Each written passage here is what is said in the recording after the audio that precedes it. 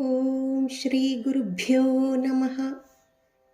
శ్రీమన్నారాయణీయం దశకం 66 రాసక్రీడా వర్ణనం.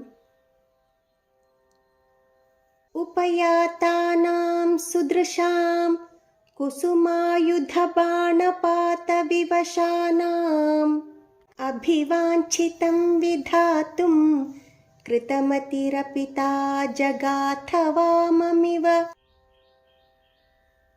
గగనగతం మునినివహం శ్రావయితుం జగితకులవధూధర్మం ధర్మ్యం ఖలు తే వచనం కర్మ తు నో నిర్మలస్య విశ్వాస్యం.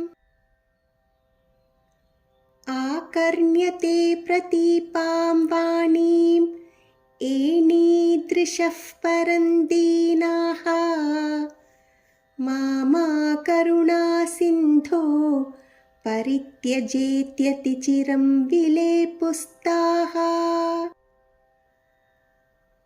తాసాం రుదితైర్లపితైః కరుణాకులమానసో మురారే త్వం తాభిః సమం ప్రవృత్తః యమునాపులినేషు కామమభిరంతుం.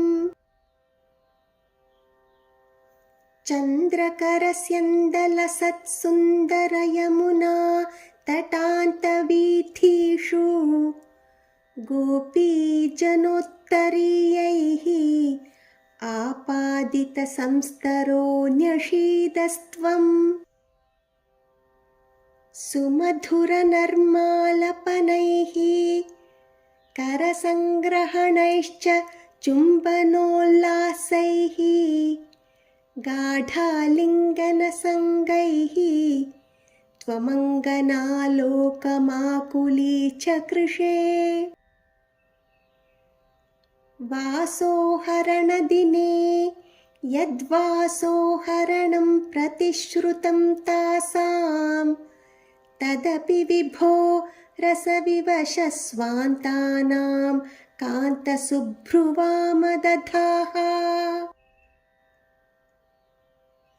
కందలితఘర్మలేశం కుందమృదుస్మేరవక్త్రపాథోజం నందసుతత్వాం త్రిజగత్సుందరం ఉపగూహ్య నందితా బాలాః.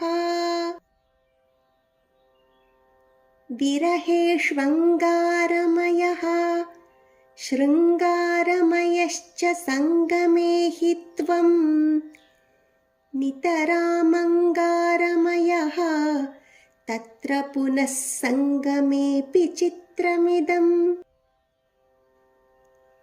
రాధాతుంగపయోధర సాధుపరీరంభలోలుపాత్మానం ఆరాధయే భవంతం పవనపురాధీశ శమయ సకలగదాన్.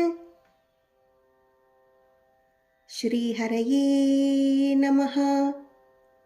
గోపికా జీవనస్మరణం గోవింద గోవింద. ఓం తత్సత్. సర్వం శ్రీకృష్ణార్పణమస్తు.